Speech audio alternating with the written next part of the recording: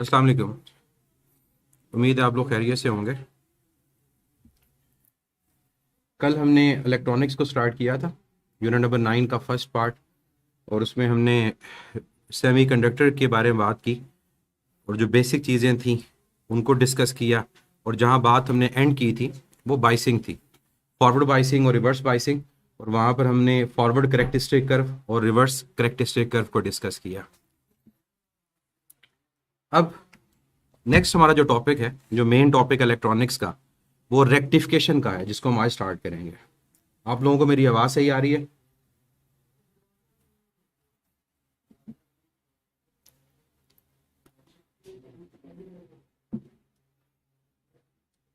ठीक हो गया। बाकी क्वेश्चन, जब आपको क्वेश्चंस का कहा जाएगा तब आप लोग क्वेश्चन पूछिएगा। तब तक सुने और समझें चीज़ों को, और जो चीज़ रिक्वायर्ड है हम कोशिश करेंगे हम उन्हीं चीज़ों को कवर कर रहे होंगे।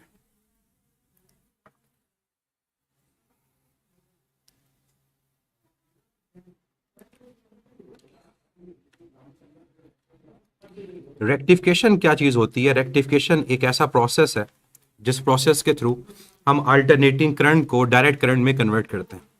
हम ये भी कह सकते हैं कि हमारे पास एक ऐसा प्रोसेस जिसके थ्रू हम यूनी डायरेक्शनल करंट को प्रोड्यूस करें, क्योंकि अल्टरनेटिंग करंट की बात कर रहे हैं तो अल्टरनेटिंग करंट में करंट की डायरेक्शन एक खास टाइम के बाद चेंज हो रही होती है। और रेक्टिफिकेशन वो फिनोमिना होता है जो हमारे करंट को अल्टरनेटिंग से डायरेक्ट करंट में कन्वर्ट कर रहा होता है। अब डायरेक्ट करंट भी हमारे पास देखा जाएगा जब रेक्टिफिकेशन की टाइप, तो ये हमारे पास दो तरह का होगा। एक हम वो देखेंगे यहां पर हमारे पास पल्स ज्यादा होगी, मतलब ज्यादा कन्वर्ट एसी डीसी में नहीं हो चुका होगा, वो हाफ वेव है जहां पर एक हाफ कन्वर्ट होगा। और एक हमारे पास ऐसी रेक्टिफिकेशन होगी जहां पर हम ये देखेंगे कि हमारे पास रेक्टिफिकेशन ओवरऑल जो कन्वर्जन है वो ज्यादा है। इसको क्या बोलते हैं, क्या टर्म बोलते हैं, ये भी हम आज देखेंगे कि वो क्या टर्म है, जिसमें हम देखते हैं कि ज्यादा पोर्शन एसी का डीसी में कन्वर्ट हुआ है या कम पोर्शन एसी का डीसी में कन्वर्ट हुआ है। तो बाय डेफिनेशन हम इसके बारे में क्या लिखते हैं कि rectification is basically a process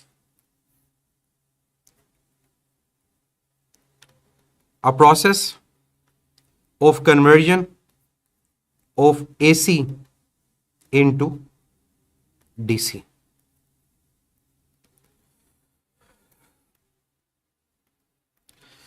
अब कौन ये काम करता है? जो ये काम करेगा, मतलब जो अल्टरनेटिंग करंट को डायरेक्ट करंट में कन्वर्ट करता है, बेसिकली हम उसको नाम देते हैं रेक्टिफायर का। तो यहां पर ये बात आपको पता होनी चाहिए कि हमारे पास जिस डिवाइस ने ये काम करना है वो बेसिकली डायोड है। अब चाहे वो डायोड सिंगल यूज हो, दो डायोड यूज हो, तो डायोड या number of diodes act as a rectifier. अगर रेक्टिफायर के अलावा बात करें हम, डायोड के अलावा ये कोई काम करता है तो नो, डायोड के अलावा ये काम कोई नहीं करता। ट्रांजिस्टर ये काम नहीं करते, लॉजिक गेट ये काम नहीं करते। डायोड ही हैं जो एसी को डीसी में कन्वर्ट कर रहे होंगे। अब नेक्स्ट बात आ जाती है कि हमारे पास रेक्टिफिकेशन की टाइप्स क्या है। रेक्टिफिकेशन की हमारे पास दो टाइप्स हैं। एक हमारे पास है हाफ वेव रेक्टिफिकेशन, नाम से पता चलता है, जहां पर एसी का एक हाफ डीसी में कन्वर्ट होगा। और दूसरा हमारे पास है फुल वेव रेक्टिफिकेशन, जहां पर एसी के दोनों हाफ, पॉजिटिव हाफ भी नेगेटिव हाफ भी, वो हमारे पास कन्वर्ट होगा डीसी में। यहां पर एक बात याद रखनी है आप लोगों ने कि जब आपको ये कहा जाए कि हाफ वेव रेक्टिफिकेशन, तो यहां पर ये कोई फिक्स नहीं है कि पॉजिटिव हाफ कन्वर्ट होगा, और ये भी फिक्स नहीं है कि नेगेटिव हाफ कन्वर्ट होगा। वो कोई भी हाफ हो सकता है, वो एसी का पॉजिटिव हाफ भी हो सकता है और वो एसी का नेगेटिव हाफ भी हो सकता है।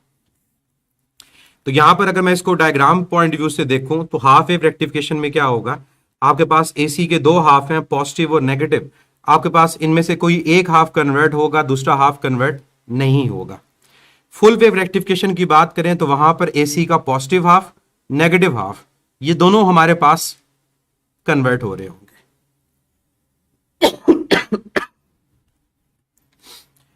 अब पहले हम बात करते हैं हाफ वेव रेक्टिफिकेशन की, और उसके बाद हम बात करेंगे फुल वेव रेक्टिफिकेशन की। और जो डिवाइस ये काम करेगा उसको हम हाफ वेव रेक्टिफायर का नाम भी दे रहे होंगे। तो हाफ वेव रेक्टिफिकेशन क्या है? इसको सिंबल के तौर पे जब लिखा जाता है तो उसको सिंबल के तौर पे HWR भी लिखा जाता है। तो what is half wave rectification? Half wave rectification is a rectification in which allows only one half cycle of AC। अब ये डेफिनेशन इंपॉर्टेंट है क्योंकि आप लोग डेफिनेशन में गलती करते हैं कि कौन सी ऑप्शन हाफ वेव के बारे में करेक्ट है। तो कौन सी ऑप्शन करेक्ट होगी जहां पर ये लिखा होगा कि only one half, that half may be positive and that half may be negative. तो स्टेटमेंट मैं इसके कुछ यूं लिखूंगा कि half wave rectification is a rectification that allows only one half, that allows only one half cycle of AC wave of alternating current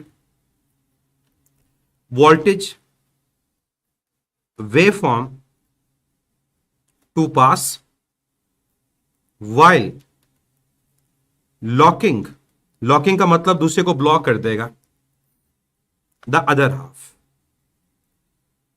कि AC के एक हाफ को उसने अलाउ कर दिया लेकिन दूसरे हाफ को क्या कर दिया, उसने लॉक कर दिया, ब्लॉक कर दिया। ये हमारे पास है हाफ वेव रेक्टिफिकेशन। और जो डायोड ये काम करेगा उस डायोड को हम नाम देते हैं हाफ वेव रेक्टिफायर। तो यहां पर आप लोगों ने याद रखना है कि कितने डायोड ये काम करते हैं। तो कम से कम आप याद रखिएगा कि एक सिंगल डायोड, एक अकेला डायोड हमें चाहिए, वो क्या काम करेगा, that act as a half wave rectifier. तो इसकी कंस्ट्रक्शन को भी जब देखेंगे तो उसकी कंस्ट्रक्शन में भी हम लोग याद रखेंगे कि हमें सिंगल डायोड चाहिए। बड़ी सिंपल सी कंस्ट्रक्शन है और वो अकेला डायोड ये काम कर रहा होगा। अब कंस्ट्रक्शन इसकी क्या है, किस तरह से हम सर्किट को अटैच करेंगे। जो इनपुट हमारे पास होगा वो हम प्रोवाइड करेंगे AC,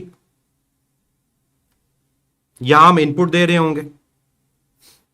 तो इसके क्रॉस अगर हम CRO अटैच करेंगे तो हमारे पास जो वेव फॉर्म आ रही होगी वो अल्टरनेटिंग करंट वेव फॉर्म आ रही होगी लाइक दिस। तो ये हमारे पास क्या है, ये बेसिकली हमारी इनपुट वेव फॉर्म है। इस AC के साथ हमारे पास अटैच है एक सिंगल डायोड।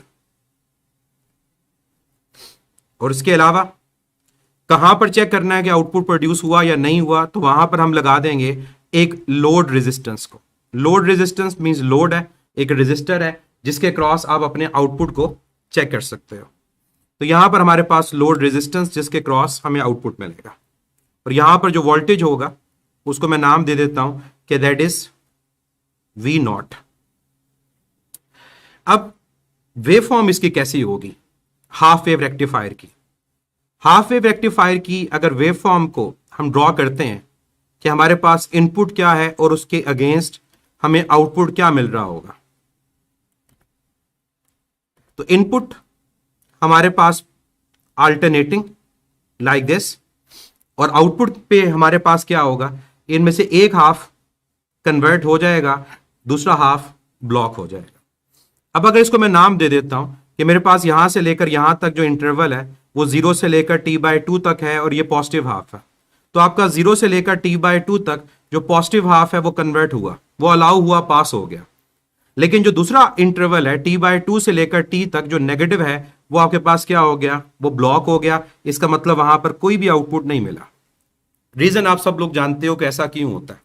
ऐसा इस वजह से होता है कि पॉजिटिव हाफ के अंदर बाइसिंग फॉरवर्ड होती है, डायोड कंडक्ट हो जाता है, और जो नेगेटिव हाफ होता है उधर बाइसिंग रिवर्स होती है, आपका डायोड कंडक्ट नहीं होता। और जब डायोड कंडक्ट नहीं होता तो हम कहते हैं कि वो हाफ आपका ब्लॉक हो गया। अब इसी चीज को हम 1 बाय 1 एक्सप्लेन करेंगे। मतलब हम इस पूरे AC को 2 हाफ में डिवाइड कर लेते हैं। जो पहला हाफ साइकिल है आपका AC का, फर्स्ट हाफ, उसको मैंने नाम दे दिया कि that is from 0 to T/2,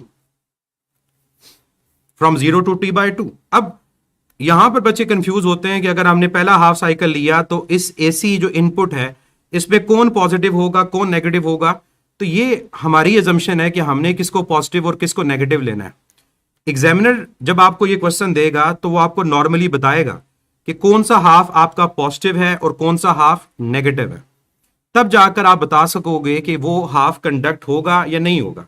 for example, अगर मैं आपको पहले हाफ में ये बात करता हूं कि मेरा पहला हाफ साइकिल जो 0 से लेकर t/2 तक है, तो ये बताना जरूरी होगा कि ये मेरे पास पॉजिटिव है और ये मेरे पास नेगेटिव है। जब तक मुझे ये नहीं पता होगा मेरा पॉजिटिव और नेगेटिव कौन सा है, मैं इसका आंसर नहीं दे सकता। अब वेव फॉर्म 0 से t/2 तक क्या होगी? 0 से t/2 तक हमारी वेव फॉर्म ये होगी। अब इस वेव फॉर्म के अकॉर्डिंग मैंने बता दिया कि अपर पॉजिटिव है, लोअर नेगेटिव है। अब अपर पॉजिटिव और लोअर नेगेटिव है तो पॉजिटिव आपका अटैच है पी टाइप से और आपका जो नेगेटिव है वो अटैच है एन टाइप से। अब पॉजिटिव अटैच अगर पी टाइप से हो, नेगेटिव अटैच अगर एन टाइप से हो, तो हमारी ये बाइसिंग कौन सी है? ये हमारे पास फॉरवर्ड बाइसिंग है। और अगर फॉरवर्ड बाइसिंग होगी तो फॉरवर्ड बाइसिंग में डायोड कंडक्ट करेगा, और डायोड जब कंडक्ट करेगा तो सर्किट में करंट मूव करेगा फ्रॉम पॉजिटिव टू नेगेटिव। और अगर सर्किट में डायोड कंडक्ट करेगा, एक क्लोज सर्किट की तरह बिहेव करेगा, तो ये रेजिस्टर जो है, लोड रेजिस्टर, इसके अक्रॉस भी आपको करंट मिल रहा होगा। किस बिहेवियर में? उसी बिहेवियर में जो आपका इनपुट है। यानी जब इनपुट 0 है तो यहां पर भी 0 है, जब इनपुट की वैल्यू मैक्सिमम पॉजिटिव है तो यहां भी मैक्सिमम पॉजिटिव है, और जब इनपुट की वैल्यू 0 है तो यहां भी 0 है। तो जो इनपुट आपने प्रोवाइड की उसी तरह की आपके पास एक आउटपुट वेव फॉर्म भी मिल रही होगी। तो मतलब इस डायग्राम के मुताबिक आपका पॉजिटिव हाफ साइकिल कंडक्ट हुआ। क्या लिखेंगे हम इसके बारे में? इसके बारे में हम इंफॉर्मेशन ये लिखेंगे कि जो 0 से t/2 तक हमारा पहला हाफ है उसमें डायोड कंडक्ट हो रहा है, तो डायोड विल कंडक्ट।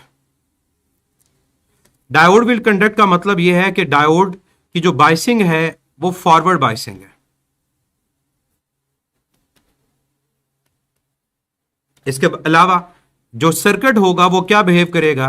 वो बिहेव करेगा एक क्लोज सर्किट की तरह। ये पहला हाफ साइकिल आपका कंप्लीट हो गया, जहां 0 से लेकर t/2 तक डायोड कंडक्ट हुआ, हमें इनपुट के मुकाबले में आउटपुट मिल गया। अब आ जाए सेकेंड हाफ साइकिल की तरफ।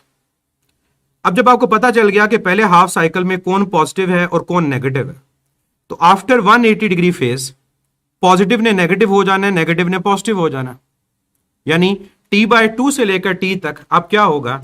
इसी सर्किट में जो एंड आपका बिहेव कर रहा था पॉजिटिव, अब वो बिहेव करेगा एज अ नेगेटिव, और जो बिहेव कर रहा था नेगेटिव, अब वो बिहेव करेगा पॉजिटिव। क्या मतलब? अब मैं यहां पर ये कहूंगा कि मेरे पास जो इनपुट है उस इनपुट के अंदर अब अपर हाफ जो है वो पॉजिटिव नहीं है, अब मेरा अपर हाफ क्या है? नेगेटिव है, और लोअर हाफ मेरे पास क्या है? पॉजिटिव है। अब इनपुट जो मिलेगी हमें t/2 से लेकर t तक वो नेगेटिव हाफ साइकिल है। अब इस नेगेटिव हाफ साइकिल के मुताबिक देखें क्या डायोड कंडक्ट करेगा? तो उसका आंसर होगा नो, क्योंकि अब आपका जो नेगेटिव है वो डायोड के p टाइप से अटैच है, और अब आपका जो पॉजिटिव है वो डायोड के n टाइप से अटैच है। तो बाइसिंग क्या है आपके पास? रिवर्स। और रिवर्स बाइसिंग में हम कहते हैं कि रेजिस्टेंस इंक्रीज कर जाती है, और जब रेजिस्टेंस इंक्रीज करती है तो आउटपुट के अक्रॉस करंट ना होने के बराबर होता है माइक्रो एम्पेयर में, जिसको हम आइडियली कहते हैं कि करंट कितना है? 0। तो यानी यहां पर आपका नेगेटिव हाफ साइकिल एक तरह का ब्लॉक हो गया, उसको उसने पास ही नहीं होने दिया। तो क्या यह आउटपुट मिलेगी? आंसर होगा नो, बल्कि क्या होगा? यहां पर आपके पास 0 आउटपुट मिल रही होगी। तो t/2 से लेकर t तक आपके पास आउटपुट के अंदर फ्लैट कर्व बनेगी, जो ये रिप्रेजेंट करेगी कि यहां कोई भी आउटपुट प्रोड्यूस नहीं हो रहा। हम क्या लिखेंगे इसके बारे में? हम लिखेंगे कि डायोड विल नॉट कंडक्ट, क्योंकि आइडियली हम ये कहते हैं रिवर्स बाइसिंग में डायोड कंडक्ट नहीं करता। डायोड विल नॉट कंडक्ट की रीजन ये है कि हमारी जो बाइसिंग होगी वो रिवर्स बाइसिंग होगी, और ये बिहेव करेगा एज अ ओपन सर्किट। तो क्या देखा हमने? हमने ये देखा कि एसी के दो हाफ में से एक हाफ पास हो गया लेकिन दूसरा हाफ पास नहीं हुआ। अब खुद सोचें कि अगर आप पहले हाफ साइकिल में अज्यूम करते अपर हाफ को पॉजिटिव, लोअर हाफ को नेगेटिव की जगह अपर हाफ को नेगेटिव और लोअर हाफ को पॉजिटिव, तो क्या होता? फिर आपका पॉजिटिव हाफ साइकिल कंडक्ट ना होता, आपका नेगेटिव हाफ साइकिल कंडक्ट हो जाता। तो यानी ये कोई रूल नहीं है कि पॉजिटिव हाफ साइकिल नहीं कंडक्ट होना है। पॉजिटिव हाफ साइकिल और नेगेटिव हाफ साइकिल में से कोई भी एक हाफ साइकिल आपका कंडक्ट हो जाएगा। यहां पर एक और इंपॉर्टेंट पॉइंट जो एमसीक्यू से पूछा जाता है वो है फ्रीक्वेंसी से रिलेटेड, कि हाफ वेव रेक्टिफायर के अंदर हमारी जो रिपल फ्रीक्वेंसी होती है क्या वो सेम रहती है या डबल हो जाती है। अब इस बात को समझिएगा कि फ्रीक्वेंसी क्या सेम रह रही है, डबल हो रही है। मैं अगर इनपुट के अंदर ये वेव फॉर्म एक ड्रॉ करता हूं कि मेरे पास लेट से ये इनपुट की वेव फॉर्म है। अब इनपुट की वेव फॉर्म में मुझे ये पता चला कि इन टाइम टी, जो टाइम कोई भी टी हो, उस टाइम टी के अंदर हमारी नंबर ऑफ वेव्स कितनी है। तो एसी में आप लोग जानते हो कि एक पॉजिटिव हाफ और एक नेगेटिव हाफ ये मिलकर एक वेव बनती है, यानी हमारी इनपुट की जो फ्रीक्वेंसी है, फर्ज करो मैं कह देता हूं 1, जो इनपुट की फ्रीक्वेंसी है वो कितनी है, 1। इसके मुकाबले में जब रेक्टिफिकेशन हुई तो हमारा जो पॉजिटिव हाफ साइकिल था 0 से लेकर t/2 तक, वो आपका कन्वर्ट हो गया, वो पास हो गया। लेकिन जो आपका t/2 से लेकर t तक साइकिल था वो कन्वर्ट नहीं हुआ। इस तरह जब अगली वेव स्टार्ट होगी t के बाद, तो पॉजिटिव हाफ साइकिल आपका कन्वर्ट हो जाएगा, लेकिन नेगेटिव हाफ साइकिल कन्वर्ट नहीं होगा। अब जरा आउटपुट को गौर से देखें। इनपुट आपके पास एसी था, आउटपुट के अंदर आपके पास डीसी है। डीसी के अंदर क्रस्ट और ट्रफ नहीं देखा जाता, डीसी के अंदर रिपल्स देखे जाते हैं। क्या देखे जाते हैं, रिपल। ये जो एक आपके पास कर्व है, ये आपके पास एक रिपल है। जैसे रिपल टैंक के अंदर आपके पास रिपल प्रोड्यूस होते हैं। अगर हमारे पास ये 2 प्रोड्यूस होंगे, ये 2 रिपल्स हैं। अगर 3 प्रोड्यूस होंगे, 3 रिपल्स हैं। जितने नंबर ऑफ रिपल्स हैं बेसिकली उतनी आपके पास वो नंबर ऑफ वेव्स हैं। तो एक रिपल एक वेव को रिप्रेजेंट करता है। तो मुझे बताएं 0 से लेकर टी तक नंबर ऑफ रिपल्स कितने हैं, 1। अगर नंबर ऑफ रिपल्स 1 है, इसका मतलब हमारी आउटपुट के अंदर भी नंबर ऑफ वेव्स कितनी है, 1। तो फ्रीक्वेंसी कितनी है, 1। तो हम क्या कहेंगे, हम कहेंगे कि अगर इनपुट की फ्रीक्वेंसी f है तो आपके पास आउटपुट की फ्रीक्वेंसी भी f है। तो हाफ वेव रेक्टिफिकेशन का रिजल्ट याद रखिएगा कि उसमें इनपुट और आउटपुट इन दोनों की फ्रीक्वेंसी क्या होती है, वो सेम होती है। इनपुट और आउटपुट के अंदर जो आपके पास फ्रीक्वेंसी होगी वो क्या होगी, वो सेम होगी। एक और चीज, ये जो आउटपुट वेव प्रोड्यूस हुई है, इस वेव को पल्सेटिंग डीसी कहा जाता है। क्या कहा जाता है इसको, पल्सेटिंग डीसी। क्योंकि डीसी हम लोग जानते हैं कि डीसी कॉन्टिन्यूस होता है, उसकी एक फिक्स वैल्यू है। लेकिन यहां पर डीसी की वैल्यू 0 मैक्सिमम 0 0 मैक्सिमम 0 हो रही है। तो ये जो आउटपुट डीसी प्रोड्यूस हुआ, ये क्या कहलाता है, ये पल्सेटिंग डीसी कहलाता है। और आगे जाके हम बात करेंगे कि इस पल्सेटिंग डीसी को स्मूथ करने के लिए हम फिल्टर सर्किट को यूज करते हैं। तो वो बात फुल वेव रेक्टिफिकेशन के बाद हम कर रहे होंगे। हाफ वेव में कोई इशू है तो बताएं।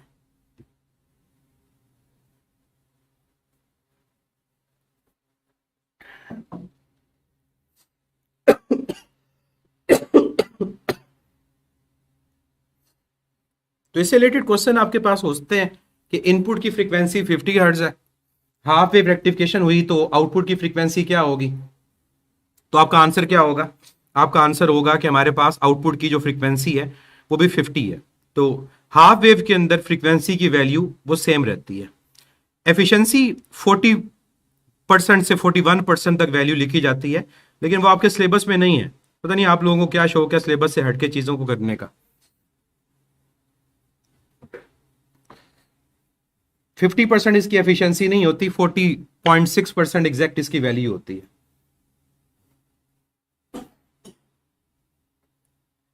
एसी के अंदर रिपल्स नहीं होते, एसी के अंदर आपकी वेव होती है। आपने पॉइंट को फिर सुना नहीं। और जो आपकी वेव है उसके अंदर पॉजिटिव हाफ और नेगेटिव हाफ ये दोनों मिलकर एक वेव बनती हैं।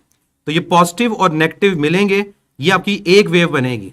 ये 1 वेव है एसी की, और ये 1 वेव है पॉजिटिव नेगेटिव मिलाकर। डीसी के अंदर पॉजिटिव नेगेटिव नहीं होता, या पॉजिटिव होता है या नेगेटिव होता है। वहां पर आपकी जो एक वेव होती है वो आपका एक रिपल होता है। तो ये एक वेव आपकी बनी। अब दोनों को कंपेयर करो, यहां पर भी टाइम टी के अंदर एक वेव प्रोड्यूस हुई और यहां पर भी टाइम टी के अंदर एक वेव प्रोड्यूस हुई। दैट मींस इनपुट और आउटपुट दोनों की जो फ्रीक्वेंसी है वो सेम होती है।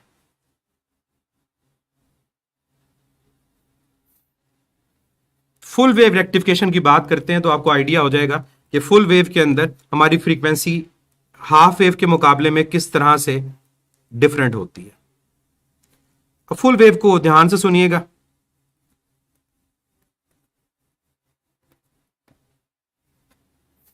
Full wave rectification. Ziyab Khan, medium यहां पर कहां से आ गया? हम इलेक्ट्रॉनिक्स पढ़ रहे हैं और आप लोग अभी भी वेव पे फंसे हुए हैं, जहां पर हमारी मीडियम चेंज होता है तो वहां पर आपके पास फ्रीक्वेंसी चेंज हो रही होती है। फुल वेव रेक्टिफिकेशन और रिपल वाला पॉइंट जो है ये यहां दोबारा रिपीट भी होगा। अब फुल वेव रेक्टिफिकेशन को हम किस तरह से डिफाइन करेंगे? हम कहेंगे कि full wave rectification is a type of rectification which converts complete cycle of AC, या अल्टरनेटिंग करंट के कंप्लीट साइकिल को कन्वर्ट करेगा किस में? Into pulsating DC. तो जो बेस है वो ये है कि प्रोड्यूस पल्सेटिंग होता है, उस पल्सेटिंग का फिर आगे फिल्टर किया जाता है। अब ये हो गया फुल वेव रेक्टिफिकेशन। इसके बारे में ये पॉइंट भी याद रखिएगा कि फुल वेव रेक्टिफिकेशन के बारे में ये लिखा जाता है कि फुल वेव रेक्टिफिकेशन यूटिलाइजेस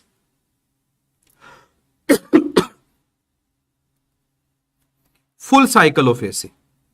अब utilise full cycle of AC का मतलब ये होता है कि हमारे पास इसमें एसी का पॉजिटिव हाफ हो, नेगेटिव हाफ हो, वो दोनों हाफ के पास कन्वर्ट हो रहे होते हैं। इसी पॉइंट की बेस पे कहते हैं कि फुल वेव रेक्टिफिकेशन जो होती है उसकी एफिशिएंसी हाफ वेव के मुकाबले में ज्यादा होती है। क्यों? क्योंकि ये आपके पूरे के पूरे साइकिल को यूटिलाइज करेगा, पॉजिटिव हाफ साइकिल को भी यूटिलाइज कर रहा होगा और ये नेगेटिव हाफ साइकिल को भी यूटिलाइज कर रहा होगा। अब फुल वेव जो रेक्टिफायर है ये दो तरह के होते हैं। फुल वेव जो रेक्टिफायर होते हैं ये दो तरह के होते हैं और दोनों को हमें ब्रीफली पढ़ना पड़ेगा। हमारे पास एक जो हमारी बुक में डिस्कस किया जाता है ज्यादातर वो ब्रिज रेक्टिफायर होता है। ब्रिज रेक्टिफायर में याद रखिएगा कि total number of diodes 4 use हो रहे होते हैं। कितने यूज होंगे? 4 डायोड्स। और ये 4 डायोड्स एक ब्रिज सर्किट में अटैच होंगे और ये बिहेव करेंगे as a full wave rectifier. जो दूसरा हमारे पास रेक्टिफायर है फुल वेव, उसे कहा जाता है centre tap transformer rectifier. Basically जो सेंटर टेप ट्रांसफार्मर है ये ट्रांसफार्मर की टाइप है और इसी ट्रांसफार्मर के साथ आउटपुट के अंदर हम अटैच कर देते हैं डायोड्स और ये बिहेव करता है एज आ फुल वेव रेक्टिफायर। और इस रेक्टिफायर के अंदर जो total number of diodes use होते हैं वो 2 होते हैं। तो यानी अगर आपसे एमसीक्यू पूछा जाए कि फुल वेव रेक्टिफायर में कितने डायोड आपके पास यूज होंगे तो आपका आंसर 4 भी होगा, आपका आंसर 2 भी होगा। 4 डायोड्स यूज होंगे आपके पास ब्रिज रेक्टिफायर के अंदर और 2 डायोड यूज हो रहे होंगे आपके पास सेंटर टेप ट्रांसफार्मर के अंदर। दोनों की डायग्राम को देखें और समझें। ब्रिज रेक्टिफायर में 4 डायोड्स जिस तरह व्हीटस्टोन ब्रिज होता है उस तरह से अटैच होते हैं और ये चारों रेक्टिफायर आपने बस अपनी मर्जी से जैसे हैं वैसे अटैच नहीं करने होते। जिस ऑर्डर के अंदर आपके पास अपर 2 डायोड अटैच होंगे, अगर अपर 2 डायोड का सीक्वेंस ये है PN PN कि लेफ्ट से राइट की तरफ P है फिर N है फिर P है फिर N है, इसी ऑर्डर के अंदर आपके लोअर 2 डायोड भी अटैच होंगे। आगे जाकर हम डिस्कस करेंगे कि अगर इन डायोड्स की पोजीशन को चेंज कर देंगे तो क्या होगा। तो यहां पर ये पॉइंट इंपॉर्टेंट है कि जिस ऑर्डर के अंदर आपके अपर 2 डायोड अटैच हैं और वो क्या ऑर्डर है PN और यहां पर क्या बचे PN, उसी ऑर्डर के अंदर आपके लोअर 2 अटैच होंगे PN और इसी ऑर्डर में आपके पास अटैच होगा PN। ये नहीं है कि ऊपर आप अटैच कर दो PN ऑर्डर में और नीचे आप अटैच कर दो NP ऑर्डर में, वो फुल वेव की तरह बिहेव नहीं करता। क्या बिहेव करता है ये आगे डिस्कस होना है। अब इनके साथ अटैचमेंट क्या है? ये जो इसके 2 ऑपोजिट टर्मिनल्स हैं इनको बेशक आप A और B का नाम दे दो, ये आपके पास अटैच होते हैं इनपुट के साथ। Input means alternating current source के साथ। और ये जो बाकी आपके पास 2 टर्मिनल होते हैं this one and this one, जिसको आप C और D बेशक नाम दे दो, ये आपके पास अटैच होते हैं लोड रेजिस्टेंस के साथ, जिसके क्रॉस हम ये देख रहे होंगे क्या हमारे पास पल्सेटिंग डीसी प्रोड्यूस हो रहा है या प्रोड्यूस नहीं हो रहा। तो ये आपके पास सर्किट है। इस सर्किट में यहां पर आपके पास इनपुट जिसको हमने पहले नाम दिया VI का, और ये लोड रेजिस्टेंस RL, इसके क्रॉस हमारे पास क्या होगा आउटपुट होगा जिसको हमने नाम क्या दिया V0 का। इन डायोड्स को नाम दे दें। नाम देने का मतलब क्या है कि ये हमारे पास डायोड D1 है, ये डायोड D2 है। अब ये भी रट्टा नहीं लगा लेना कि ये D1 है, ये D2 है। जब क्वेश्चन आएगा तो आपको बताया जाएगा कि 1 कौन सा है, 2 कौन सा है, 3 कौन सा है, 4 कौन सा है। तो मैंने यहां पर जो ऑर्डर लगाया वो ये कि ऊपर में लेफ्ट 1 है, राइट 2 है, और नीचे इसी तरह ऑर्डर में आते हुए 3 यहां पर और 4 यहां पर।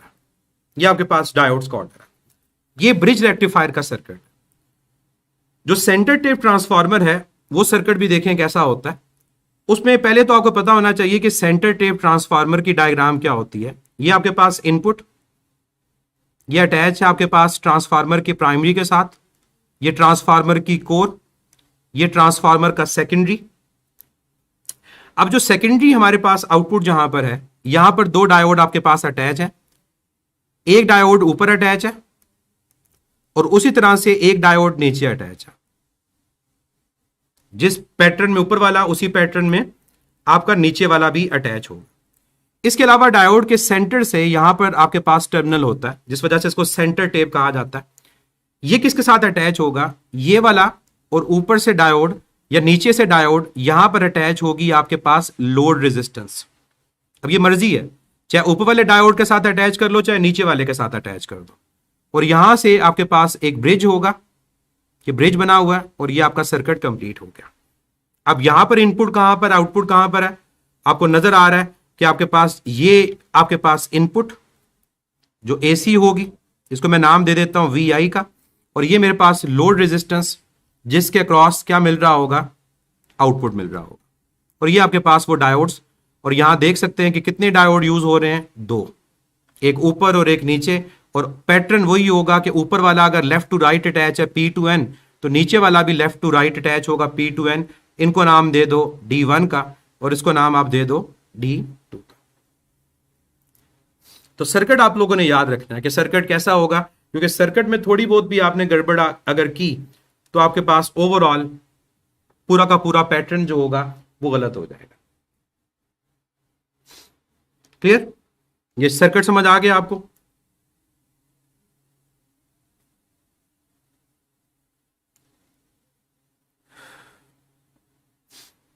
मैं सेंटर टेप बच्चे नहीं पढ़ा रहा, ठीक है। सेंटर टेप का आपको पता है कि क्या काम होता है। फिलहाल हम रेक्टिफायर पढ़ रहे हैं, तो रेक्टिफायर पे फोकस करें। जो उसके अलावा कोई क्वेश्चन हो उसके अलावा आप पूछ सकते हैं।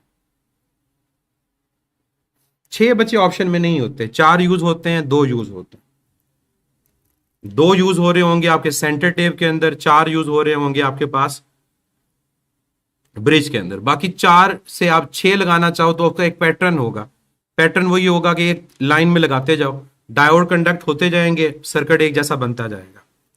अब जो यहां पर हमने डिस्कस करना है वो ब्रिज रेक्टिफायर को डिस्कस करना है, ठीक है। तो ब्रिज रेक्टिफायर को, और उसको करने से पहले नमाज की ब्रेक, 10 मिनट की नमाज की ब्रेक है। नमाज की ब्रेक के बाद हम इसकी वर्किंग को आगे डिस्कस करेंगे।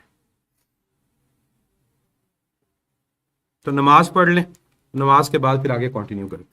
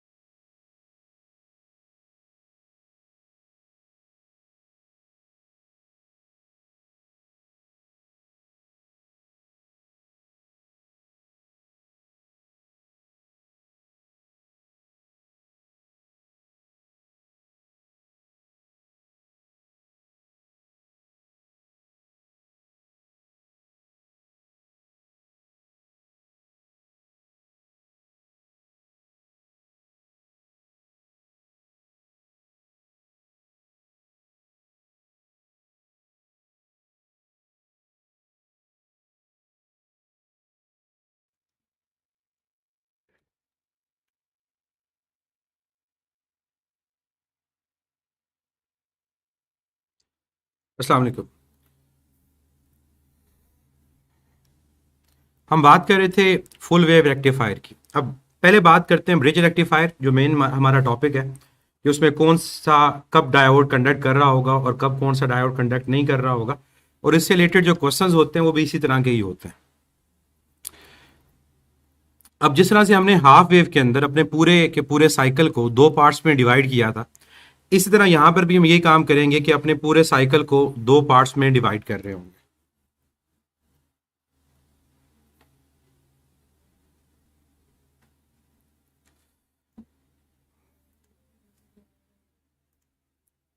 अब देखिएगा किस तरह से ये काम करता है फुल वेव रेक्टिफायर, और खास तौर पर ब्रिज रेक्टिफायर की हम बात कर रहे हैं। अब पहले बात करते हैं कि हमारे पास फर्स्ट हाफ। अब फर्स्ट हाफ हमारे पास है फ्रॉम 0 टू t/2। अब 0 टू t/2 इस सर्किट को दोबारा बनाना पड़ेगा। अब मेरे पास ऑप्शन है कि मैं इसको कॉपी कर सकता हूं, तो ये मेरे पास सर्किट आ गया।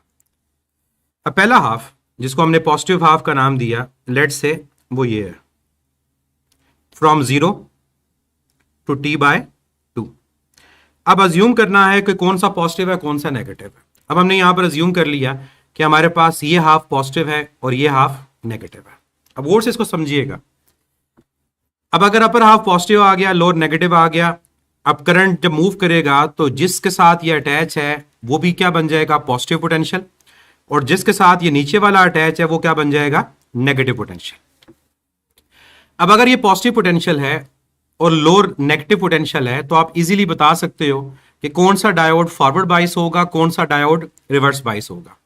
ये डायोड का पी टाइप पॉजिटिव से अटैच है, इस D2 की जो बाइसिंग होगी वो फॉरवर्ड होगी, और ये आपके पास एन टाइप अटैच किसके साथ है, पॉजिटिव के साथ। D1 की बाइसिंग क्या होगी, रिवर्स। इसका मतलब ये हुआ कि D2 और D1 में से कौन सा डायोड कंडक्ट करेगा, आंसर विल बी D2। तो करंट यहां से पास होना स्टार्ट हुआ, D2 आपका कंडक्ट होगा, करंट यहां पर आ गया। अब दोबारा यहां पर देखें कि हमारे पास क्या ये डायोड D3 कंडक्ट होगा, नो, क्योंकि पॉजिटिव अटैच होगा एन टाइप के साथ। इसका मतलब D3 की जो बाइसिंग है वो भी कौन सी बाइसिंग है, वो रिवर्स बाइसिंग है। तो करंट इस लोड रेजिस्टेंस में से मूव करेगा डाउनवर्ड, और यहां से हमारा जो सर्किट होगा वो क्या होगा, वो कंप्लीट होगा, और सर्किट कंप्लीट होकर करंट यहां पर आ गया।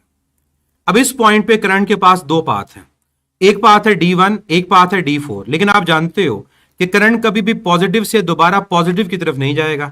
इसका मतलब यहां से D1 अब कंडक्ट नहीं हो सकता, तो कौन कंडक्ट होगा, आपका D4 कंडक्ट होगा, और D4 की बाइसिंग यहां पर भी क्या होगी, वो फॉरवर्ड बाइसिंग होगी, और यहां से आपका ये लूप कंप्लीट हुआ और ये सर्किट कंप्लीट हो गया।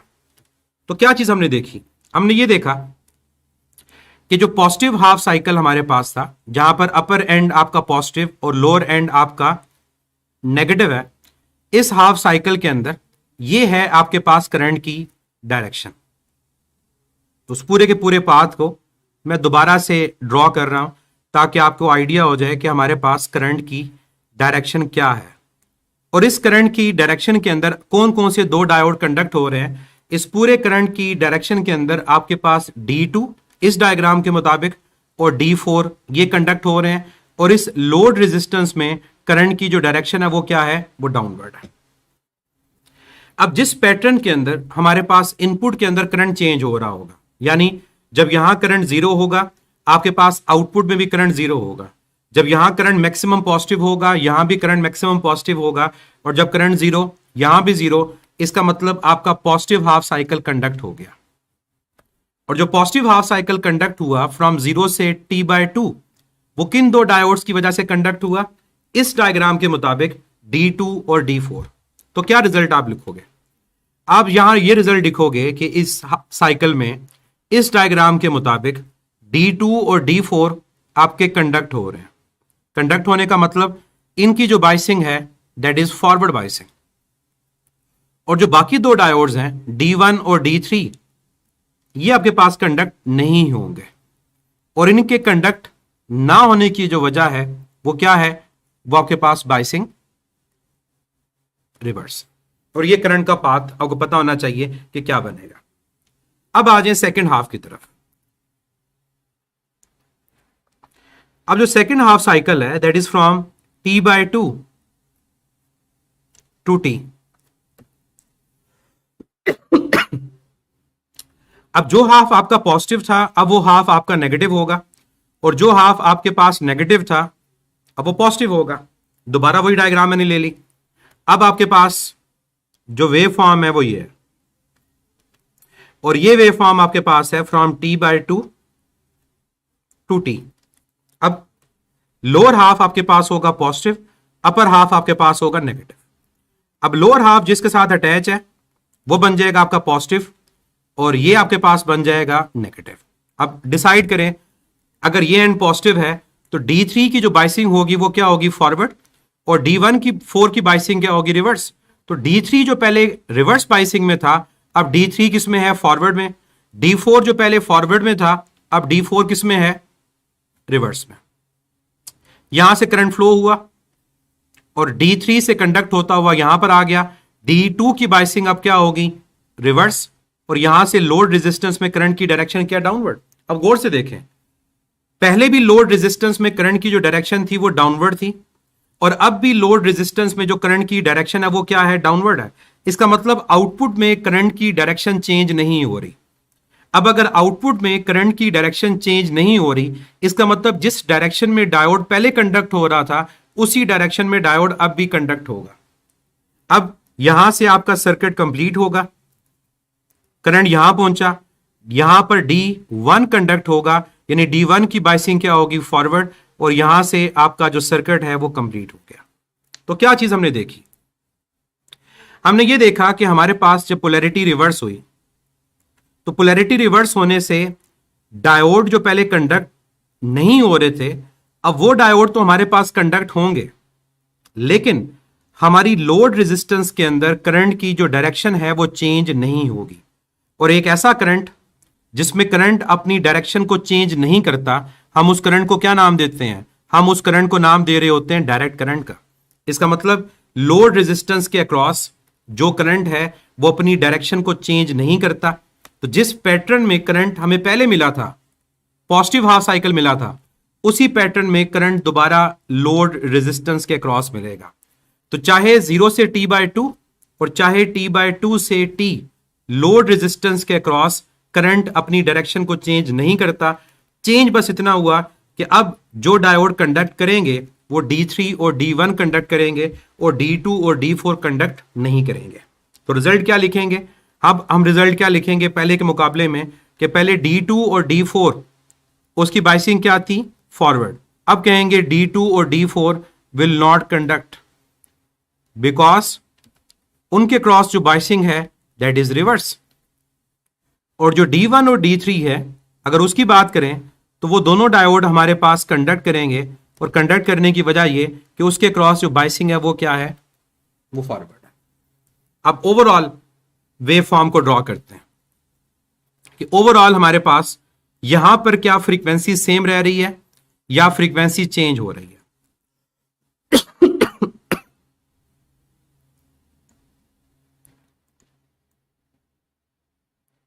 अब सेम वो रिपल वाली बात जो पहले की थी उसी बात को हमने करना।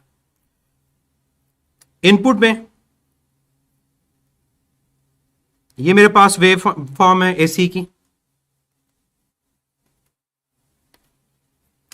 और इसकी फ्रीक्वेंसी को मैं कह देता हूं कि वो एफ है, यानी 0 से लेकर T तक हमारे पास जो नंबर ऑफ वेव्स बन रही हैं वो कितनी बन रही हैं, वो 1 वेव बन रही है। ये हमारी एक वेव है, और यहां से लेकर हमारे पास यहां तक अगर एक वेव है, इस इनपुट की फ्रीक्वेंसी को मैं कह देता हूं ये 1 के इक्वल है, और 1 किसके इक्वल है, एफ के इक्वल। अब क्या हुआ, अब हुआ ये कि 0 से लेकर T/2 तक आपका पॉजिटिव हाफ साइकिल वो भी DC के इक्वल है, और T/2 से लेकर T तक वो भी आपका DC के इक्वल है। और इसका मतलब आगे भी जाते हुए हमारा पॉजिटिव हाफ साइकिल हमेशा कन्वर्ट हो रहा है, यानी अब 0 से T/2 तक एक रिपल है। अगर 0 से T/2 तक एक रिपल है तो ये एक वेव है, और T/2 से लेकर T तक ये आपका नेक्स्ट रिपल स्टार्ट हो जाएगा, और अगर नेक्स्ट रिपल स्टार्ट होगा तो नेक्स्ट वेव स्टार्ट होगी, तो ये दूसरी वेव है। तो यहां बताएं कितनी नंबर ऑफ वेव्स हैं, यहां पर नंबर ऑफ वेव्स 2 हैं। इसका मतलब आउटपुट जो पल्सेटिंग DC है वहां total number of pulses total number of ripples कितने हैं, डबल हैं, तो हमारी इनपुट के मुकाबले में जो आउटपुट की फ्रीक्वेंसी होगी वो क्या हो जाएगी, वो डबल हो जाएगी। तो याद रखिएगा कि फुल वेव रेक्टिफिकेशन के अंदर आपके पास ओवरऑल जो फ्रीक्वेंसी होती है वो डबल हो जाती है। फ्रीक्वेंसी के डबल होने का मतलब है कि आपका पूरा का पूरा साइकिल यूटिलाइज होता है, आपका पॉजिटिव हाफ साइकिल भी कन्वर्ट होता है और इसके अलावा आपका जो नेगेटिव हाफ साइकिल है वो भी कन्वर्ट हो रहा होता है।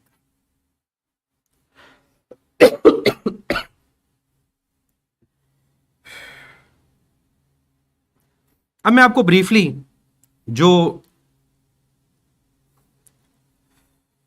सेंटर टेप ट्रांसफार्मर है मैं उसकी वर्किंग भी आपको बता दूं कि सेंटर टेप के अंदर एक टाइम पे किस तरह से आपके पास एक डायोड कंडक्ट हो रहा होगा और दूसरा डायोड आपके पास कंडक्ट नहीं होता।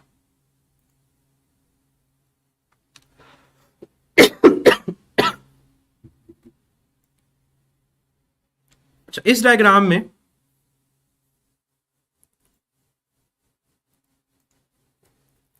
आपको मैं एक और डायग्राम भी बता दूं कि ये ना समझिएगा बस यूं ही बना होगा, तो यही आपके पास सेंटर टेप होगा।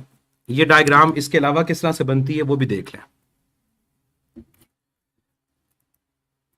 इसके अलावा इस डायग्राम को जो बनाया जाता है मैं इसी में आपको चेंज कर देता हूं ताकि कंपैरिजन आपके सामने हो, ताकि किसी किस्म का हम यहां रट्टा ना लगाएं।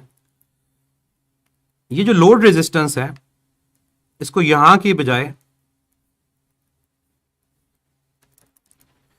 इवन यहां भी ड्रॉ किया जाता है सेंटर टर्मिनल के साथ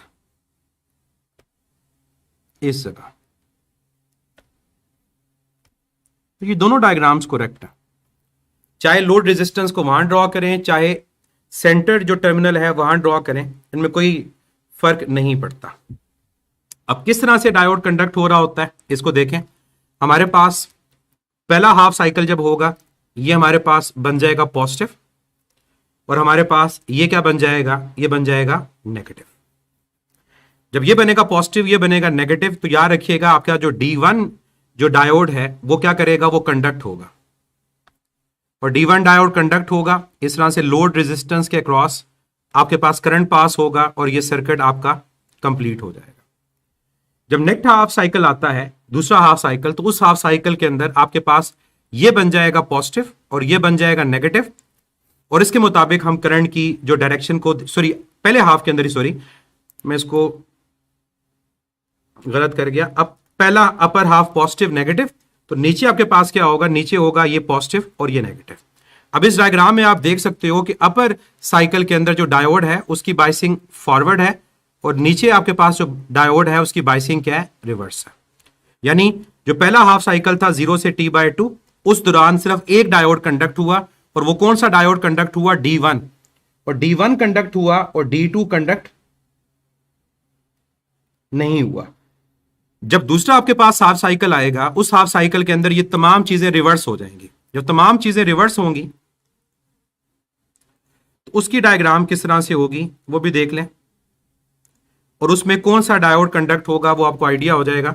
नेगेटिव हाफ साइकिल के अंदर ये रिवर्स हो गया फ्रॉम T/2 टू T, उसमें आपके पास ये होगा पॉजिटिव, ये नेगेटिव, फिर ये पॉजिटिव और ये नेगेटिव। अब आप देख सकते हैं कि आपका जो D2 है उसकी बाइसिंग फॉरवर्ड है और जो D1 है उसकी बाइसिंग रिवर्स। तो नेगेटिव हाफ साइकिल के अंदर D1 की बाइसिंग क्या होगी, वो रिवर्स हो जाएगी और जो D2 होगा उसकी बाइसिंग क्या हो जाएगी, वो फॉरवर्ड हो जाएगी। और जो करंट का पाथ होगा वो कैसा होगा, करंट यहां से पास करेगा, यहां से पूरा का पूरा आपका लूप कंप्लीट हुआ और इस लोड रेजिस्टेंस के क्रॉस करंट यहां से डाउनवर्ड आएगा। अब आप देख सकते हो कि जो लोड रेजिस्टेंस के क्रॉस करंट की डायरेक्शन है वो पहले हाफ साइकिल में भी कहां पर है, वो पहले हाफ साइकिल में भी डाउनवर्ड है और दूसरे हाफ साइकिल में भी क्या है, डाउनवर्ड है। लेकिन इस केस में पहले हाफ साइकिल में कंडक्ट कौन हुआ, D1, D2 कंडक्ट नहीं हुआ और दूसरे हाफ साइकिल के अंदर D2 कंडक्ट हुआ और D1 कंडक्ट नहीं हुआ। तो ये आपके पास है सेंटर टेप ट्रांसफार्मर जो काम कर रहा है एज अ रेक्टिफायर। क्लियर? तो डायग्राम चाहे बने लेफ्ट वाली राइट वाली उससे कोई फर्क नहीं पड़ता। मेन चीज आप लोगों ने यहां पर ये याद रखनी है कि यहां पर एक हाफ साइकिल के अंदर एक डायोड कंडक्ट होगा। तो इन शॉर्ट अगर मैं लिखता हूं कि अगर आपका फर्स्ट हाफ साइकिल है तो फर्स्ट हाफ साइकिल के अंदर आपकी जो D1 है उसकी बाइसिंग फॉरवर्ड है और जो आपके पास D2 है उसकी बाइसिंग क्या है, वो रिवर्स है। और जो आपका सेकेंड हाफ साइकिल होगा उस सेकेंड हाफ साइकिल के अंदर जो D1 है उसकी बाइसिंग आपके पास रिवर्स होगी और जो D2 होगा उसकी बाइसिंग क्या होगी, वो फॉरवर्ड होगी। लेकिन दोनों में जो लोड रेजिस्टेंस है उस लोड रेजिस्टेंस के अक्रॉस आपकी जो करंट की डायरेक्शन है वो चेंज नहीं होगी। वो पहले हाफ में भी करंट की डायरेक्शन डाउनवर्ड है और दूसरे हाफ में भी करंट की डायरेक्शन डाउनवर्ड है। तो ये अगर किसी को हो कि सेंटर टेप किस तरह से काम करता है तो ये उसके लिए, अदरवाइज सेंटर टेप के क्वेश्चंस हमारे पास नहीं होते, लेकिन अगर आ भी जाएं तो आप उसका आंसर दे सकते हो। क्लियर?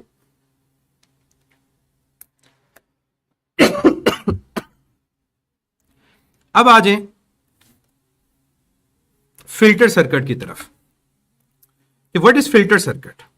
देखिए, हम देख रहे हैं कि हमारे पास चाहे हाफ वेव रेक्टिफायर है या फुल वेव रेक्टिफायर है, इन दोनों सर्किट के अंदर आपके पास जो आउटपुट है वो पल्सेटिंग है, वो कॉन्टिन्यूस नहीं है,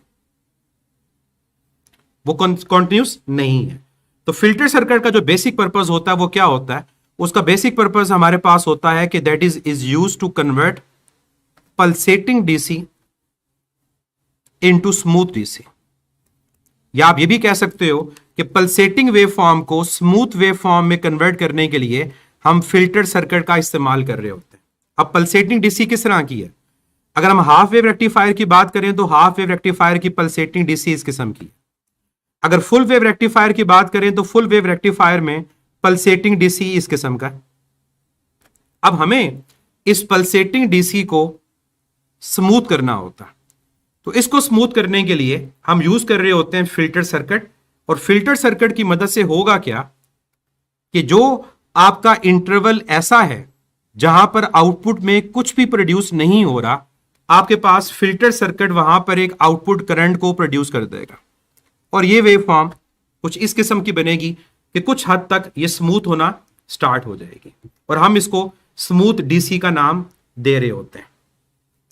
और स्मूथ वेव फॉर्म के अलावा इस वेव फॉर्म का एक और नाम भी होता है, इस वेव फॉर्म को फिल्टर्ड वेव फॉर्म का नाम देते हैं। ये जो स्मूथ वेव फॉर्म होती है, इस स्मूथ वेव फॉर्म को क्या नाम देते हैं? Filtered wave form. कि जहां पहले कुछ भी आउटपुट प्रोड्यूस नहीं होता था, अब वहां कुछ ना कुछ आपके पास आउटपुट प्रोड्यूस होना स्टार्ट हो जाएगा। और दोनों को अगर आप कंपेयर करो तो ज्यादा बेहतर फिल्टर कौन सा होगा? ज्यादा बेहतर फिल्टर लाजिम है कि वो फुल वेव होगा, क्योंकि फुल वेव के अंदर वो इंटरवल जहां पर कोई भी करंट प्रोड्यूस नहीं होता वो बहुत स्मॉल होता है। तो as compare to half wave, ज्यादा बेहतर जो फिल्टर होता है वो कौन सा होता है? वो आपके पास फुल वेव। क्यों? क्योंकि वहां वो इंटरवल जो आइडल है, जहां करंट टोटली जीरो हो जाता है, वो कम होता है as compare to the half wave.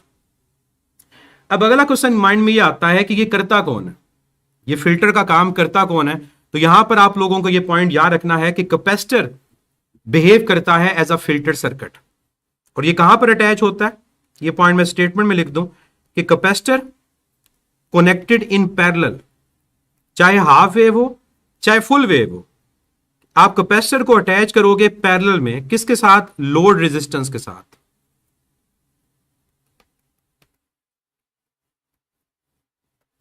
ठीक है, that act as a filter. ये एक फिल्टर की तरह बिहेव कर रहा होता है। इस डायग्राम को अगर मैं ड्रॉ करूं कि किस तरह से ये डायग्राम ड्रॉ होती है, लेट से मैं अगर हाफ वेव को ड्रॉ करता हूं, आप फुल वेव को भी ड्रॉ कर सकते हो। कि हमारे पास एसी, ये हमारे पास डायोड, लोड रेजिस्टेंस। तो इस लोड रेजिस्टेंस के साथ पैरेलल में अटैच होता है कैपेसिटर। मतलब ये एक तरह का आरसी सर्किट के तौर पे बिहेव कर रहा होगा। क्या सर्किट बिहेव कर रहा होगा? RC circuit. और ये आरसी सर्किट हमारे पास फिल्टर सर्किट कहलाएगा। अब होता असल में क्या है? होता यह है कि जब आपका डायोड फॉरवर्ड बाइस होता है तो उस फॉरवर्ड बाइस डायोड में अकेला लोड रेजिस्टेंस के क्रॉस आउटपुट नहीं मिल रहा होता, बल्कि जो उसके साथ पैरेलल में कैपेसिटर अटैच होता है वो कैपेसिटर भी आपका चार्ज हो जाता है। अपर प्लेट आपके पास चार्ज क्या हो जाएगी? पॉजिटिव। और लोअर प्लेट चार्ज क्या हो जाएगी? नेगेटिव। यानी आपका ओवरऑल पोटेंशियल लोड रेजिस्टर और कैपेसिटर के क्रॉस, दोनों के क्रॉस चला गया। अब इसी डायोड के अंदर जब आपकी बाइसिंग रिवर्स होगी तो लोड रेजिस्टर के क्रॉस आपके पास कोई भी करंट नहीं होता, तो तब आप कहते हो कि कैपेसिटर ने जो एनर्जी स्टोर की थी वो कैपेसिटर बेसिकली एक बैटरी की तरह बिहेव करेगा, और वो अब जो उसने एनर्जी को स्टोर किया था वो लोड रेजिस्टर के क्रॉस प्रोवाइड करेगा। यानी होगा अब ये कि अगर ये पॉजिटिव है, ये नेगेटिव है, अब भी सर्किट में करंट फ्लो करेगा, लेकिन वो कैपेसिटर की पॉजिटिव प्लेट से कैपेसिटर की नेगेटिव प्लेट में करेगा। अब और से जरा देखो कि लोड रेजिस्टेंस में करंट की डायरेक्शन जो पहले भी डाउनवर्ड थी, कैपेसिटर ने जब आउटपुट दिया अब भी वो क्या है, वो डाउनवर्ड है। इस आउटपुट की वजह से जहां पहले कोई भी करंट आपको नहीं मिल रहा था, इस इंटरवल में फिल्टर की मदद से अब आपको करंट मिलना स्टार्ट हो जाएगा। तो चाहे आपके पास हाफ वेव रेक्टिफायर है या फुल वेव रेक्टिफायर है, आप लोड रेजिस्टेंस के क्रॉस पैरेलल में कैपेसिटर को अटैच करते हो, और वो बिहेव क्या कर रहा होता है, वो बिहेव कर रहा होता है एज अ फिल्टर सर्किट। तो आई होप ये आपको फिल्टर सर्किट का आइडिया क्लियर हो गया होगा।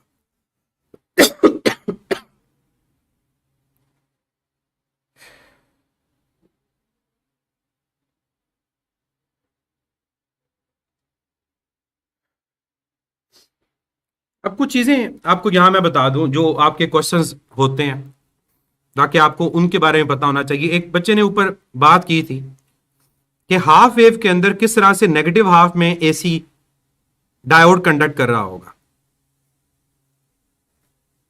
तो देखो, अगर मैं ये डायोड बना रहा हूं तो मैंने पहले अज्यूम ये किया था कि मेरा ये पॉजिटिव है, ये नेगेटिव है, और पहले हाफ साइकिल में मैंने देखा कि आपका जो डायोड है उसकी बाइसिंग फॉरवर्ड है, वो डायोड कंडक्ट हो गया, और अगले हाफ के अंदर डायोड की बाइसिंग रिवर्स है, वो कंडक्ट नहीं हुआ।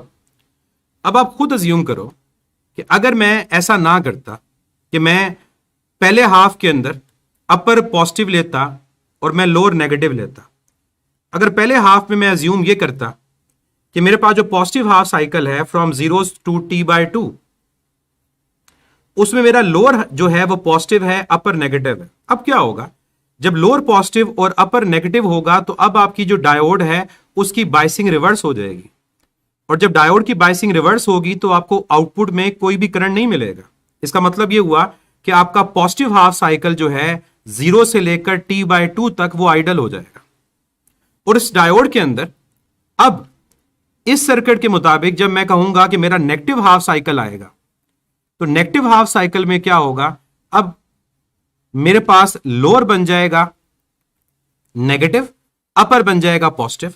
यानी अब जब नेगेटिव हाफ साइकिल स्टार्ट हुआ फ्रॉम t/2 टू t, अब आपके पास जो डायोड है उसकी बाइसिंग क्या हो जाएगी, उसकी बाइसिंग फॉरवर्ड हो जाएगी।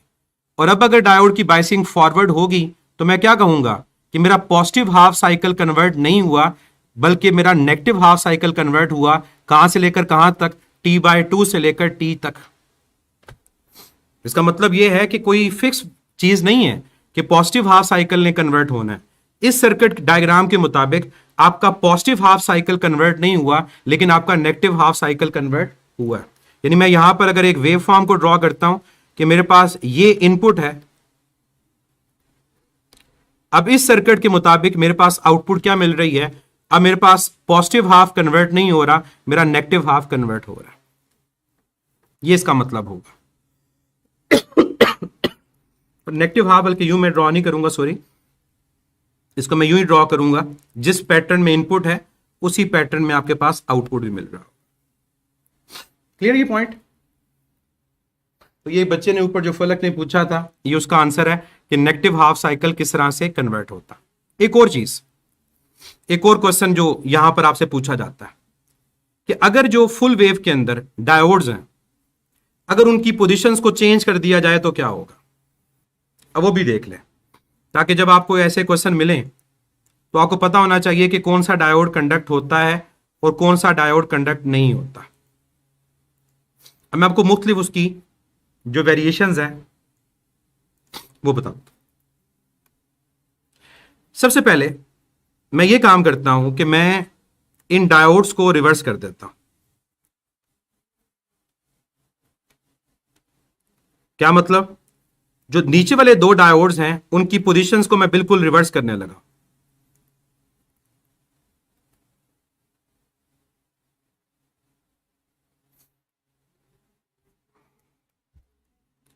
जिस पैटर्न में ऊपर दो डायोड अटैच थे मैंने उनको रिवर्स कर दिया।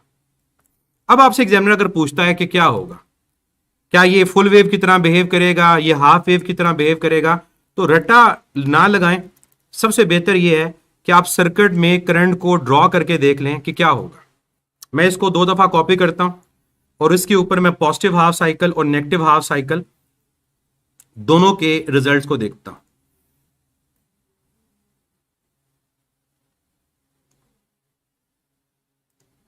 अब देखिएगा, पहला हाफ साइकिल, इसको मैंने पॉजिटिव ले लिया, इसको नेगेटिव ले लिया, यहां से करंट यहां पहुंचा, ये आपके पास बन गया पॉजिटिव। अब जब ये पॉजिटिव बना तो कौन सा डायोड कंडक्ट होगा? नजर आ रहा है कि आपका D2 जो है वो कंडक्ट होगा। अब D2 कंडक्ट हुआ, अब आगे चलें। अब आपको नजर आ रहा है कि यहां पर जो D4 है वहां भी करंट पास करेगा, करंट पास करेगा, यहां करंट के 2 पाथ बन जाएंगे। क्लियर? अब यहां से करंट यहां पहुंचा इस जगह पर, और ये भी करंट यहां से पास होता हुआ यहां पहुंच गया। अब मुझे बताएं यहां पर क्या होगा? क्या यहां पर करंट आगे पास कर सकेगा आपके पास? तो आप कहोगे यहां पर करंट पास नहीं करेगा, तो ये जो पाथ आपका बनेगा ये बेसिकली ब्लॉक हो जाएगा। तो ये करंट हम मिटा देंगे क्योंकि ये करंट का पाथ बन नहीं सकता, क्योंकि दोनों पॉजिटिव पॉजिटिव मिलना शुरू हो जाएंगे। तो होगा क्या? आपके पास अपर से करंट पास नहीं करेगा, करंट पास यहां से करेगा। क्लियर? और अगर पास यहां से करने की कोशिश करेगा करंट, तो करंट ने यहां पर आके क्या हो जाना है? ब्लॉक हो जाना है। क्यों? यहां भी पोलैरिटी क्या हो गई? आपके पास पोलैरिटी पॉजिटिव हो गई। इसका मतलब क्या हुआ कि जो आपका लोड रेजिस्टेंस में से पास होने वाला करंट है वो आगे जाकर ब्लॉक हो रहा है, और अगर वो आगे जाके ब्लॉक हो रहा है तो ये सर्किट आपका कभी भी कंप्लीट नहीं हो पाएगा। ये सर्किट कभी भी कंप्लीट नहीं हो पाएगा। तो ओवरऑल आपका सर्किट यहीं ब्लॉक हो जाएगा, इससे आगे आपका सर्किट कंप्लीट नहीं होगा, क्योंकि लोड में से पास होने वाला करंट और जो D4 और D3 में पास होने वाला करंट उसने एक जगह पर जाकर आपस में अपोज करना स्टार्ट कर देना। इसी तरह अगर मैं नीचे पॉजिटिव लेता हूं, इसको नेगेटिव लेता हूं, और यहां से करंट पास करता है, तो अब D3 हमें नजर आ रहा है कि कंडक्ट होगा, तो यहां नजर आता है D1 भी कंडक्ट हो जाएगा। चले मान लिया D1 कंडक्ट होगा, तो करंट का पाथ एक ये बन गया। अब दूसरा पाथ जो बना वो यहां से करंट नीचे गया, यहां से पाथ कंप्लीट हुआ, यहां करंट पहुंचा। अब जब करंट यहां पहुंचा तो आपके पास आगे जो डायोड है वो तो ब्लॉक हो गया। क्यों? ना तो करंट अब नीचे जा सकता है, क्यों? दोबारा पॉजिटिव से पॉजिटिव नहीं जाएगा, और ना करंट D2 में जाएगा, क्योंकि D2 की बाइसिंग क्या है? D2 की बाइसिंग रिवर्स, तो डायोड ब्लॉक हो गया। इसका मतलब यह हुआ कि अगर हम फुल वेव रेक्टिफायर में डायोड्स की पोजीशन को रिवर्स कर दें तो हमें कुछ भी आउटपुट नहीं मिलता। हमारा आउटपुट टोटली क्या हो जाएगा? वो जीरो हो जाएगा। ना तो पॉजिटिव हाफ साइकिल कंडक्ट होगा और ना आपके पास नेगेटिव हाफ साइकिल कंडक्ट हो रहा। ये पॉइंट पहला कि अगर डायोड की पोजीशन को रिवर्स कर दें तो हमने क्या सीखा? जिस पैटर्न में ऊपर वाले दो डायोड अटैच होंगे उसी पैटर्न में नीचे डायोड भी अटैच होने चाहिए। अगर उन डायोड्स को रिवर्स करोगे तो रिजल्ट क्या मिलेगा? आपके पास आउटपुट टोटली जीरो हो जाएगा। एक और चीज, अगर इन 4 डायोड में से एक डायोड खराब हो जाता करके देख लें, आपको पता चल जाएगा कि D2 के पाथ वे से करंट पास नहीं होगा, दोबारा से करंट पॉजिटिव से पॉजिटिव पे आके मिलना शुरू हो जाएगा। ये ओपन सर्किट की तरह बिल्कुल बिहेव करेगा।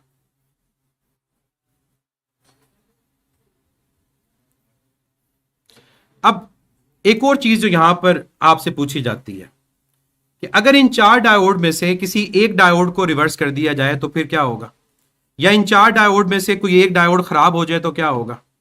इस पॉइंट को भी आपको पता होना चाहिए।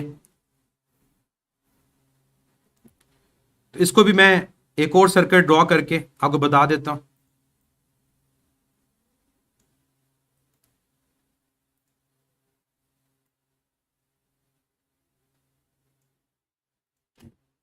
लेट्स से मैं यहां पर एक डायोड गायब कर देता हूं। ये डायोड मैंने गायब कर दिया, अब चाहे इस डायोड को उल्टा लगा दो या ये डायोड आपके पास टोटली क्या हो जाए, रिमूव हो जाए, खराब हो गया डायोड, बर्न हो गया, अब क्या होगा? अब देखिएगा आपके पास ये पॉजिटिव, ये नेगेटिव, करंट यहां से पास हुआ, यहां पहुंचा, इस जगह आया, यहां से लोड रेजिस्टेंस में से करंट पास हुआ, सर्किट कंप्लीट होगा, D4 कंडक्ट होगा और ये सर्किट आपका कंप्लीट हो गया। यानी जो पॉजिटिव हाफ साइकिल था फ्रॉम 0 टू T/2 आपको आउटपुट के क्रॉस वो मिल गया, पहला हाफ साइकिल आपका कंडक्ट हो गया। अब जरा नेगेटिव हाफ साइकिल पे आ जाओ। नेगेटिव हाफ साइकिल के अंदर अब आपका ये पॉजिटिव है, ये नेगेटिव है, करंट यहां से आया, यहां पहुंचा, क्या हो गया? ब्लॉक।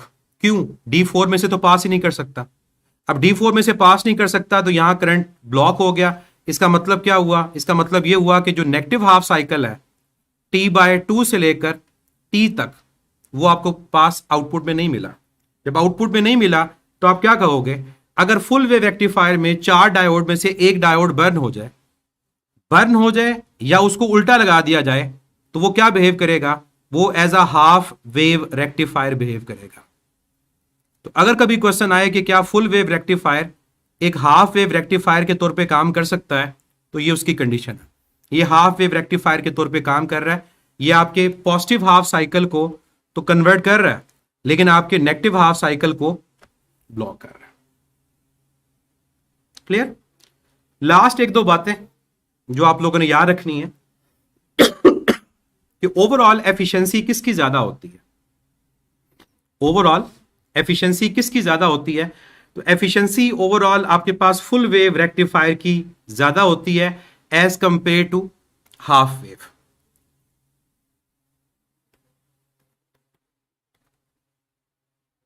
एफिशिएंसी किसकी ज्यादा होती है? फुल वेव की ज्यादा होती है, क्योंकि वो दोनों हाफ साइकिल को कन्वर्ट करेगा। और कितनी ज्यादा है? अप्रोक्सीमेटली कहा जाता है कि फुल वेव रेक्टिफायर की एफिशिएंसी डबल होती है as compare to the half wave rectifier. Clear?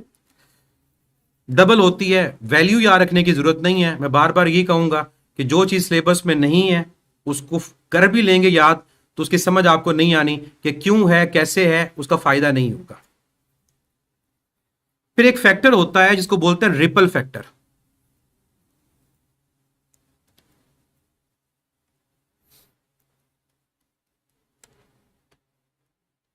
Ripple factor को रिप्रेजेंट किया जाता है गैमा से। रिपल फैक्टर होता है कि हमारे पास कितने परसेंट एसी रेक्टिफाई हुआ। रिपल फैक्टर क्या होता है? कितने परसेंट जो एसी है वो आपके पास रेक्टिफाई हुआ है, मतलब डीसी में कन्वर्ट हुआ है। तो रिपल फैक्टर हमारे पास हाफ वेव का और फुल वेव का अगर कंपेयर किया जाए तो वो डिफरेंट है, मतलब वो एक जैसा नहीं है। हमारे पास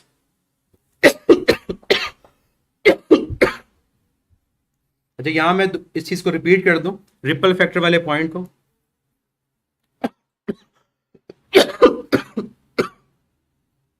रिपल फैक्टर आपके पास क्या चीज है? रिपल फैक्टर सॉरी कितना कन्वर्ट हुआ है वो तो एफिशिएंसी है। रिपल फैक्टर क्या होता है कि कितने परसेंट एसी का कंपोनेंट अभी भी आपके पास आउटपुट में प्रेजेंट है।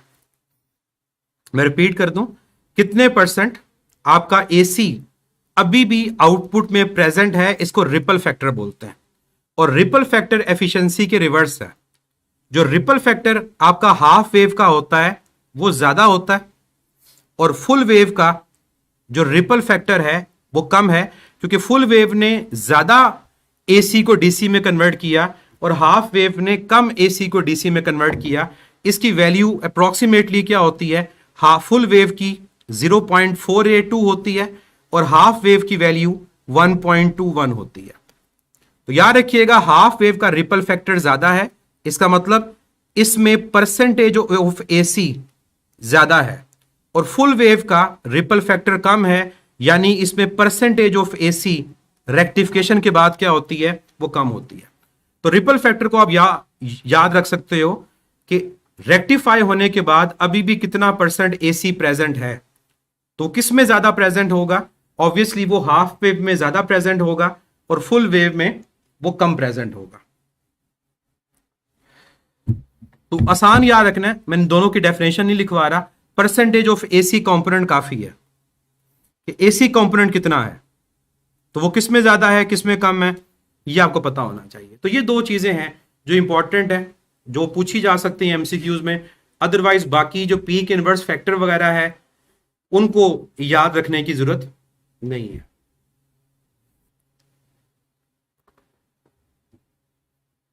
रिपल फैक्टर के बारे में दोबारा सुन लें। रेक्टिफिकेशन के बाद भी आपकी आउटपुट में कितने परसेंट एसी बाकी हुआ है, इसको रिपल फैक्टर बोलते हैं। अब हम जानते हैं कि हाफ वेव में एक हाफ साइकिल कन्वर्ट होता है, इसका मतलब उसका रिपल फैक्टर जो है वो ज्यादा है, उसमें परसेंटेज ऑफ एसी अभी भी प्रेजेंट है, वो पूरी तरह रेक्टिफाई नहीं हुआ। फुल वेव के अंदर पॉजिटिव और नेगेटिव दोनों कन्वर्ट होते हैं, इसका मतलब उसके अंदर एसी का कंपोनेंट कम है क्योंकि ज्यादा हिस्सा एसी का डीसी में कन्वर्ट हो चुका है। तो रिपल फैक्टर हाफ वेव का ज्यादा होता है और एफिशिएंसी फुल वेव की ज्यादा होती है। सेंटर टेप और हाफ वेव की वेव फॉर्म एक जैसी नहीं होती। Centre tap full wave rectifier है और हाफ वेव रेक्टिफायर है। कैसे दोनों की इनपुट आपके पास वेव फॉर्म सेम होगी? क्योंकि मैंने आपको सेंटर टेप को किस में बताया है, मैंने आपको फुल वेव में बताया, तो वहां पर एसी के दोनों हाफ कन्वर्ट हो रहे हैं। तो ये आपका इलेक्ट्रॉनिक्स का पार्ट कंप्लीट हो गया। कल हम इंशाल्लाह जो डॉन ऑफ मॉडर्न फिजिक्स के टॉपिक्स हैं जिसमें फोटो इलेक्ट्रिक इफेक्ट और डी ब्रॉगले, उसको हम डिस्कस कर रहे होंगे। बच्चे मैंने आपको बताया तो है कि सेंटर टेप और bridge rectifier full wave rectifier, तो फुल वेव कन्वर्ट होगी।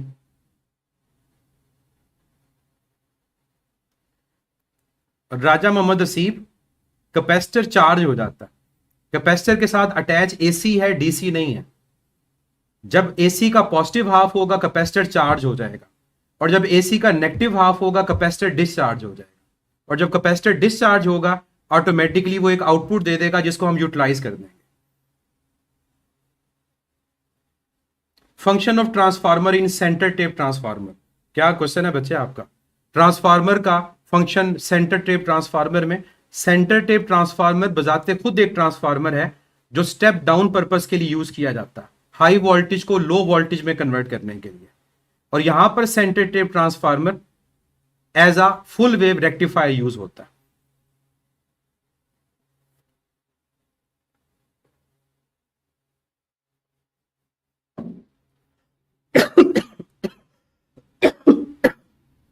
अभी आपकी बायो की क्लास, इसका पीडीएफ मैं आप लोगों से शेयर कर दूंगा। अपना ख्याल रखें, खुश रहें और फोकस रह के तैयारी करें। हर आने वाला दिन आपके लिए इंपॉर्टेंट है, अपनी तैयारी पे फोकस करें, एक्स्ट्रा चीज़ों की तरफ ना जाएं, जो रिक्वायर्ड है उसको कवर करें और आगे बढ़ते जाएं। पीछे की तरफ ना देखें कि पीछे जो टाइम ज़ाया हो गया, क्यों ज़ाया हो गया, कितना ज़ाया हो गया। हर रोज़ ये सोचें कि आगे कितने दिन बाकी हैं। किसी के पास 30 दिन होंगे टेस्ट में, किसी के पास 20 दिन, शायद किसी के पास 40 दिन। तो वो 40 दिन ही समझो कि आपके पास लास्ट डेज हैं। उन डेज के मुताबिक अपना प्लान करें। एटलीस्ट डेली 1 यूनिट को कवर करें, 2 कर सकें 2 कवर करें और अपनी चीज़ों को आगे लेकर जाएं।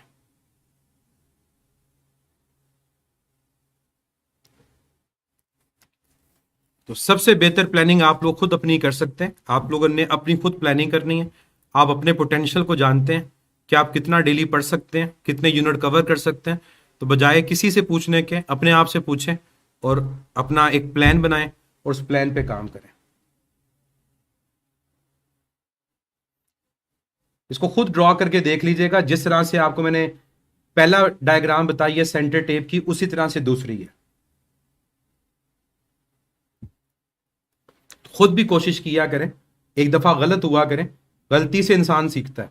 जब खुद कोशिश ही नहीं करेंगे, दूसरों से पूछते रहेंगे कि फलां चीज कैसे होगी, आप खुद कुछ भी सीख नहीं पाएंगे। तो खुद सीखने का सबसे आसान तरीका यह है अटेम्प्ट, और अटेम्प्ट का मतलब है गलती करना। और कई दफा इंसान गलती भी नहीं करता, पहली अटेम्प्ट में ही कामयाब होता है।